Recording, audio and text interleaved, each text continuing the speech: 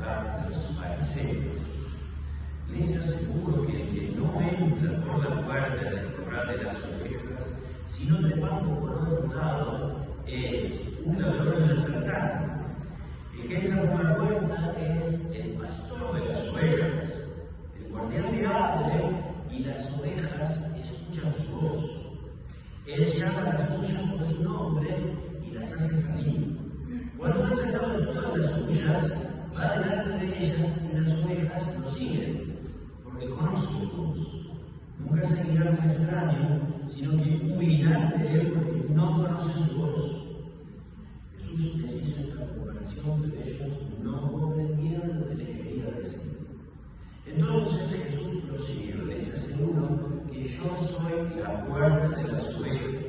Todos aquellos que han venido antes de mí son ladrones y asaltantes, pero las ovejas no los han escuchado. Yo soy la puerta. El que entra por mí se salvará, podrá entrar y salir y encontrará su alimento.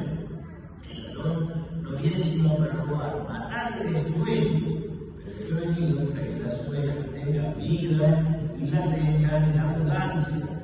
Palabra del Señor.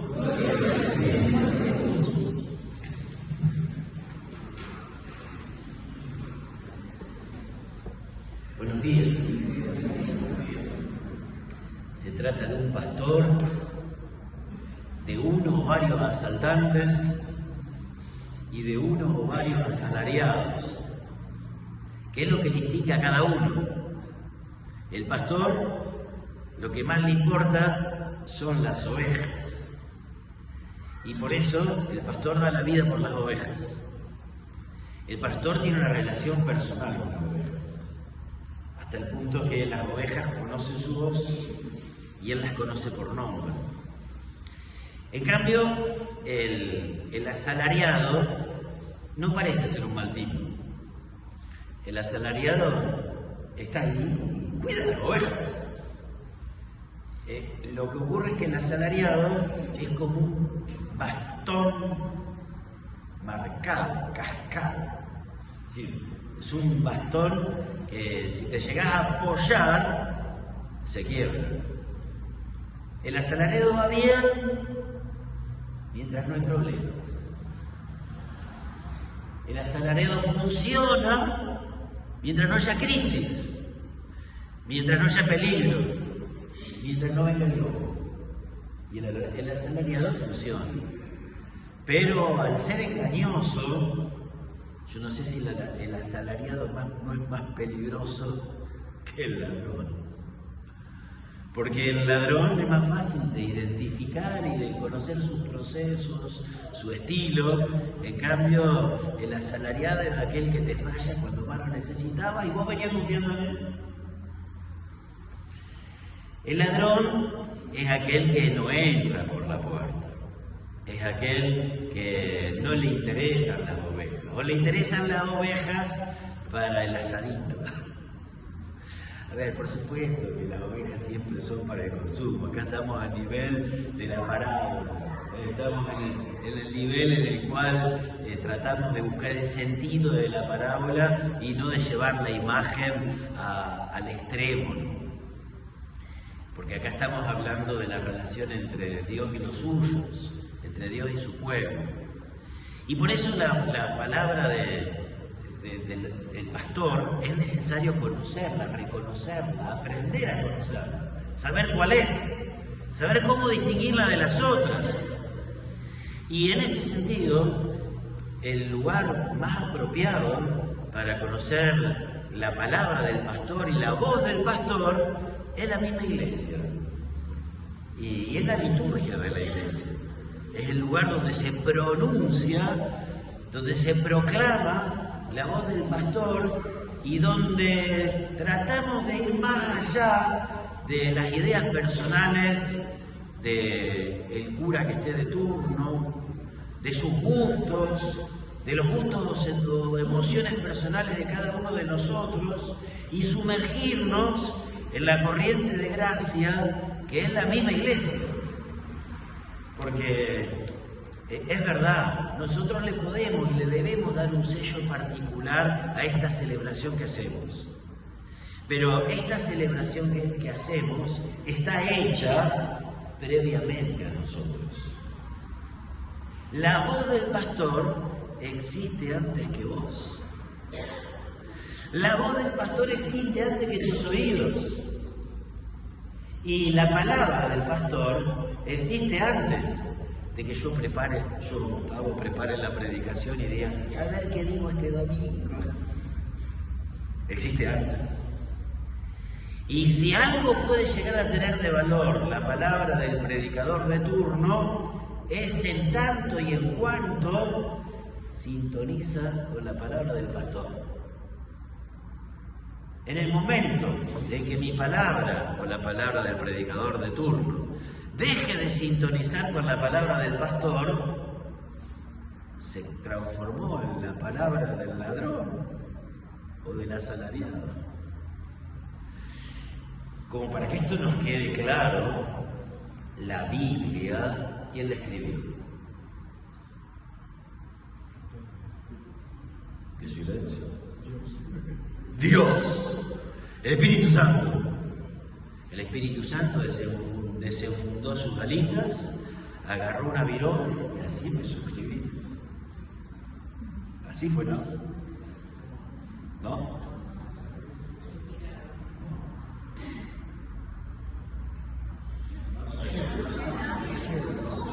¿Cómo? Personas, los profetas. ¿Quiénes más? Nosotros, en el credo que decimos, creo que habló por los profetas, los apóstoles, todos los que escribieron el Nuevo Testamento eran los apóstoles. Los apóstoles solamente fueron los que escribieron el Nuevo Testamento. El Nuevo Testamento. ¿Hay algunos que no eran apóstoles? Lucas. ¿Qué otro? Mateo sí era apóstol. Mateo sí, los únicos dos apóstoles de los evangelios son Mateo y Juan. Pero Marcos y Lucas no. Pablo estaba dentro del grupo de los 12 y es el que más escribió. Todo lo que escribió Marcos lo escribió Marcos. Estamos todos de acuerdo que el último capítulo, el capítulo 16, los primeros 8 versículos los escribió Marcos. Y lo que sigue, los últimos versículos, no los escribió Marcos. Los escribió alguien de la comunidad de Marcos. Porque léanlos y se van a dar cuenta que cambia el registro completamente. ¿Sabe por qué le digo esto? No por una curiosidad bíblica. Porque en realidad el Nuevo Testamento, el Antiguo Testamento lo escribió el pueblo de Israel. Y el Nuevo Testamento, sí, lo escribió Mateo, Lucas, Juan, pero en realidad lo escribió la comunidad. ¿Y para qué lo escribió la comunidad? Para la comunidad. El primer texto del Nuevo Testamento, ¿cuál es? La carta a los tesalonicenses, no un evangelio. ¿Sabe por qué? Porque lo primero que escribieron los escritores sagrados de la iglesia fue para problemas comunitarios. Fue para una comunidad, para la comunidad de Tesalónica. No escribieron para individuos, no escribieron para vos, para él, para ella primero. Después, pero primero escribieron para una comunidad, escribieron para una iglesia. Jesús no llamó a los apóstoles sueltos, los llamó al racimo. Por eso nosotros oramos y escuchamos la voz del pastor en comunidad. Cuando nosotros proclamamos la Sagrada Escritura, acá en la liturgia, pasa algo que no pasa cuando yo leo solito en mi habitación. Acá se puede decir, hoy se cumple esta escritura. ¿Se acuerdan cuando Jesús, el Evangelio, cuenta el Evangelio de Lucas, proclamó el texto de Isaías, dio el rollo y proclamó el texto de Isaías y dijo, esta escritura se cumple hoy? Eso pasa cada vez que celebramos la misa. Por eso la misa es la fuente y la cumbre de todas nuestras oraciones personales. La misa es la escuela. Amén. Es la escuela de nuestras oraciones personales. Acá aprendemos a orar.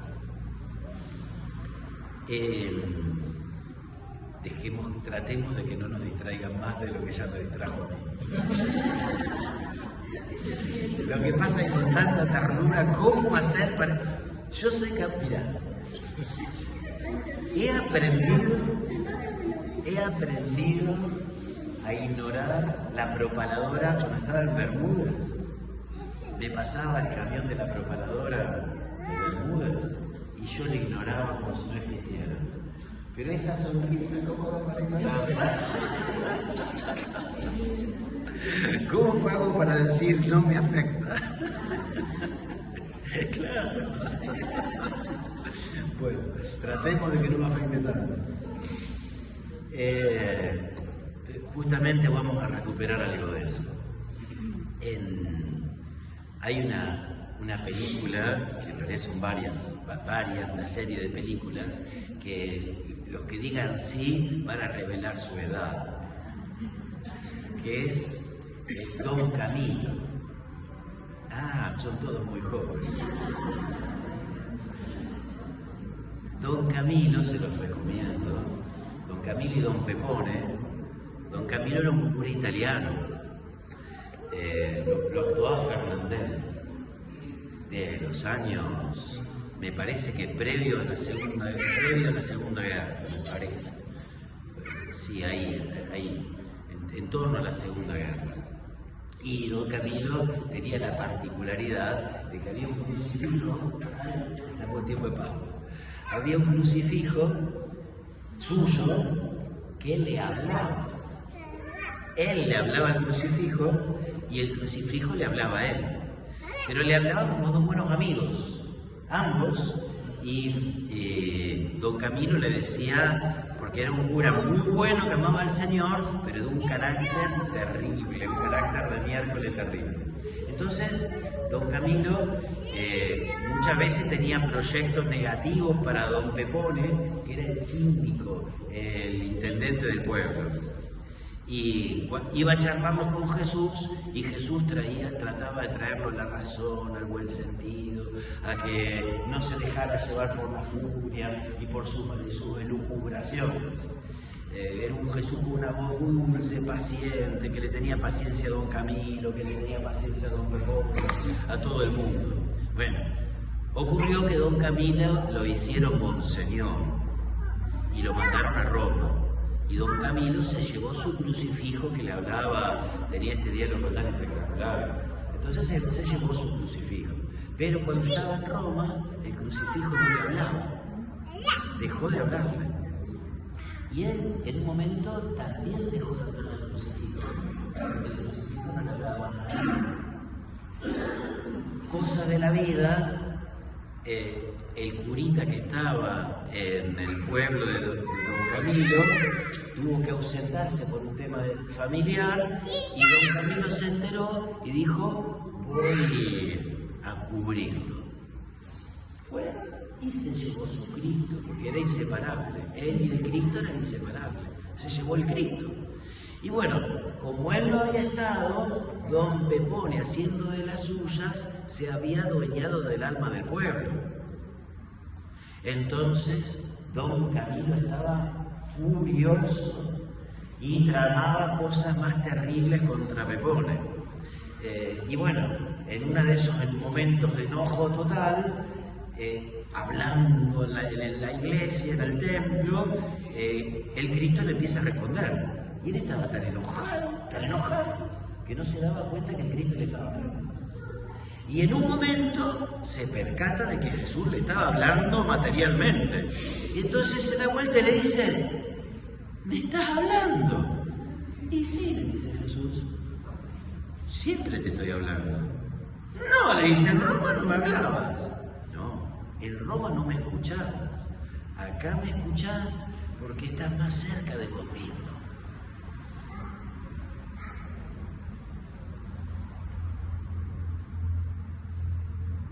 La iglesia es ese lugar donde te acercás a lo mejor de vos mismo. La iglesia es el lugar que curiosamente, conectándote con el cielo, te baja a tierra. ¿Cuántas veces viniste con los pajaritos volados y te fuiste con sabiduría? ¿Cuántas veces viniste con un bajón de aquello que no sabía cómo remontar el barrilete y saliste, y cuando ibas para allá, como le pasó a don Camilo, que vos te das cuenta que Cristo le hablaba, en un momento te sentiste que ibas cantando? Y eso que vos desafinás, pero no te importó, porque había algo más hondo, habías conectado con algo más hondo, que es esa fuente de vida en la cual los creyentes encontramos a Dios. El israelita no encontraba a Dios desparramado por la tierra, lo encontraba en la palabra que Dios le había dirigido a su pueblo y en esa comunicación oficial que era la Sagrada Escritura. Nosotros a Dios lo escuchamos, sí, por supuesto, que Él vive dentro tuyo y te habla. Pero lo escuchás de un modo especial cuando te habla desde la Sagrada Escritura y la celebramos juntos. Y la palabra aquí produce su efecto de un modo que yo nunca voy a poder producir en mi habitación, ni siquiera yo, sacerdote. Porque acá hacemos lo que Él nos dice y sobre el altar se hace presente el Señor. En cambio, en mi habitación, por más que rece, me ponga de rodillas o haga lo que se me dé la gana, nunca voy a hacer presente al Señor resucitado. Él solamente viene cuando sus discípulos se juntan y hacen lo que Él les dice. Y ahí escuchás una voz que es más honda que la sola voz de tu conciencia. Es verdad que tu conciencia tiene cosas prestaditas de Dios. Es verdad que tu conciencia tiene cosas prestaditas de Dios. Pero acá vos te unís a un torrente de gracia que es más grande que tu conciencia. Vos acá comprendés que no solamente tenés una vocecita que te habla, vos acá vivís que Dios te habita. Y es eso que decía Jesús a la samaritana, cuando vas a recuperar, vas a reconocer esa fuente de agua viva que está dentro tuyo.